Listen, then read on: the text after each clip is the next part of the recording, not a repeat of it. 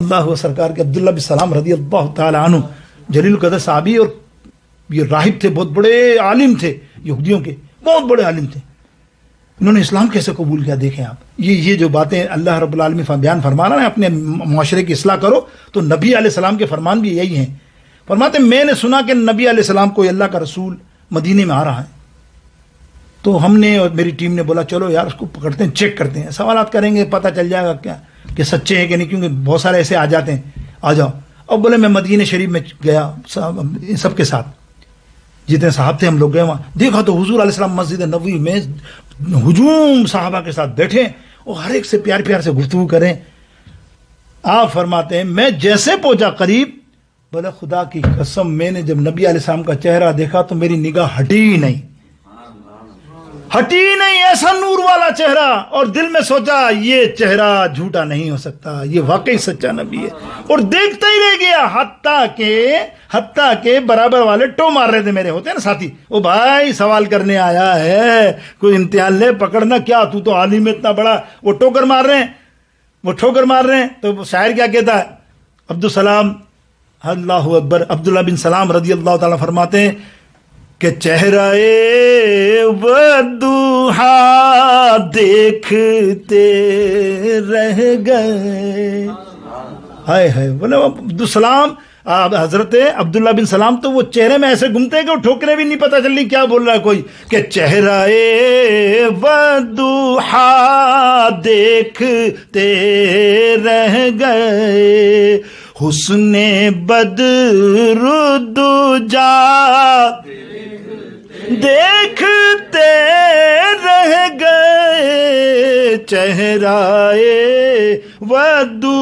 اور حسن اقرا پہ کیا بات ہے، حسن اقرا تو دیکھا تھا جبریل نے، حسن اقرا تو دیکھا تھا جبریل نے، ارے ہم تو غار ہیرا دیکھتے رہ گئے، ہم تو غار ہیرا.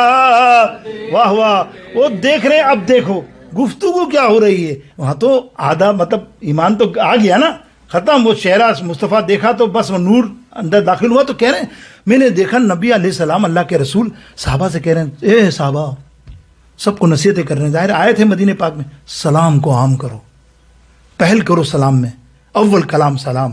جب بھی کہیں بھی داخل ہو، یعنی چھوٹا بڑے کو سلام کرے، معاملہ یہ. اور حضور علیہ السلام تو بچوں کو سلام کیا کرتے تھے، اس قدر برکت ہے. اللہ کے حبیب علیہ السلام فرماتے ہیں جو سلام میں پہل کرتا ہے اللہ نے اس کے لیے اجر عظیم رکھا ہوا ہے.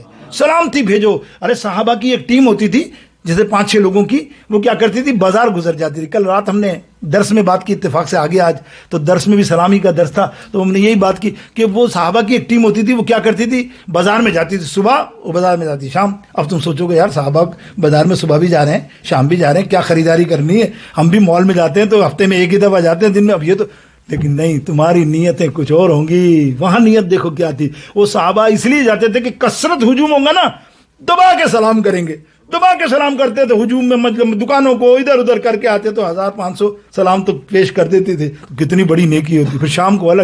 تو یہ سلام کے اندر کثرت کیا، اور سرکار نے فرمایا سلام میں کثرت لاؤ. پھر فرمایا کہ قطع رحمی نہ کرو، کبھی رشتہ داری نہ توڑو، کبھی تعلق نہ توڑو، تعلق کو جوڑے رکھو. اللہ نے فرمایا، یہ سن رہے ہیں آپ.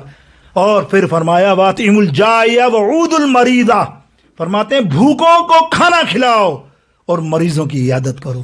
یہ بھوکوں کو کھانا کھلانے کی کم سے کم 25 سے 30 حدیثیں مجھے یاد ہیں، یعنی حدیثیں دوسری ہیں کہ عیادت کرنے جاؤ، اس کو یہ کرو، اس کو وہ کرو، اس کو وہ کرو. لیکن پہلا واطعموا الجائع، بھوکوں کو کھانا کھلانا مت بھولنا میرے صحابیوں. کہیں بھوکا دیکھو تو بھوکے کی مراد یہ ہے، مفسرین فرماتے ہیں there are hungry is not one of them, کہ جو غریب ہو مسکین ہو وہ تو ہوں، امیر آدمی بھی اگر بھوکا ہے تو اس کو بھی کھانا کھلاؤ گے تو اجر اتنا ہی ملے گا، یاد رکھو. اسی لیے رمضان مبارک میں تلقین کرتا ہوں. پچھلی دفعہ کر کے تو ڈر گیا تھا کہ معاملہ ایسا آ گیا تھا کہ بھائی میں نے تلقین کرتا تھا رمضان میں ہم جاتے ہیں تم یہاں 1 روزے کا ثواب حاصل کرتے ہو نا، ہم مکے میں جب کسی کو افطار کراتے ہیں نا تو 1,00,000 روزے کا ثواب ملتا ہے. تمہارے 50 $100 کیا اہمیت رکھیں گے یار، اگر دے بھی دو گے تو وہاں کروڑوں تمہیں ثواب، کتنا اجر ہے.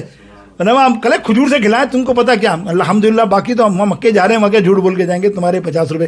لیکن یہ عمل کتنا اچھا ہے. عمل جو ہے نا، رہبر جو ہوتا ہے، لیڈر جو ہوتا ہے، آپ کو عمل سکھاتا ہے، اچھے سے اچھی نیکی ہے، جینین نیکی سکھاتا ہے. ایسا نہیں، نیکی تو تم بھی کرتے ہوگے، لیکن وہ نیکی جو تمہیں صاحب علم سکھائے وہ قابل قدر ہوگی، اس لیے کہ پکڑ اس کی بہت بڑی ہے اوپر اگر وہ کبھی جھوٹ بولے. تو میرے دوست بزرگ آئیے یہاں تو انہوں نے بیعت کری، اسلام قبول کیا، اور اسلام کے بہت بڑے مجاہد بنے اور بہت بڑے عالم دین تھے. ظاہر ہے ساری بولیاں بھی